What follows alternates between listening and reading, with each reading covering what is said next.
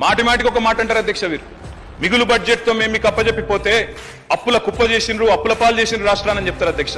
నేను ఇవాళ చెప్తా ఉన్నా, I would like to set the record straight. అధ్యక్ష, 2014లో రెవెన్యూ సర్ప్లస్ వాస్ 369 crore. 2022-23లో revenue surplus was 5944 crore.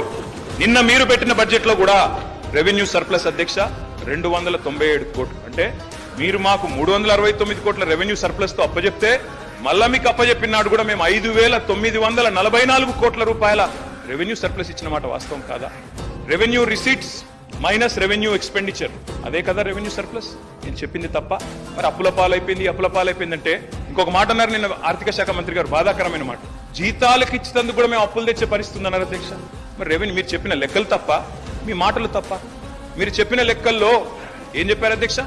Revenue expenditure లో చూపెట్టారు సాలరీస్, పెన్షన్స్. అందులో ఏం చెప్తున్నారు? సాలరీస్, పెన్షన్స్, సబ్సిడీలు, ఇంట్రెస్ట్లు అన్ని పోగా 300 కోట్ల రెవెన్యూ సర్ప్లస్ ఉందని బడ్జెట్ లో చెప్తారు. కానీ ఇక్కడికి వచ్చి మాత్రం మాటల్లో స్పీచ్ లో ఏం చెప్తారు అధ్యక్ష? జీతాల కోసం అప్పులు తెచ్చే దౌర్భాగ్య పరిస్థితిలో ఉంది రాష్ట్రం. చెప్పడం సభను తప్పుదో పట్టించడమా కాదా దయచేసి చెప్పాలని చెప్పి నేను కోరుతా ఉన్నా అధ్యక్ష. వారి రిప్లైలో చెప్పండి అధ్యక్ష.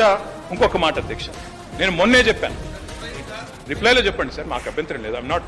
I'm not saying anything wrong sir, I'm saying everything in parliamentary way. దయచేసి మీరు రిప్లైలో మొత్తం చెప్పండి.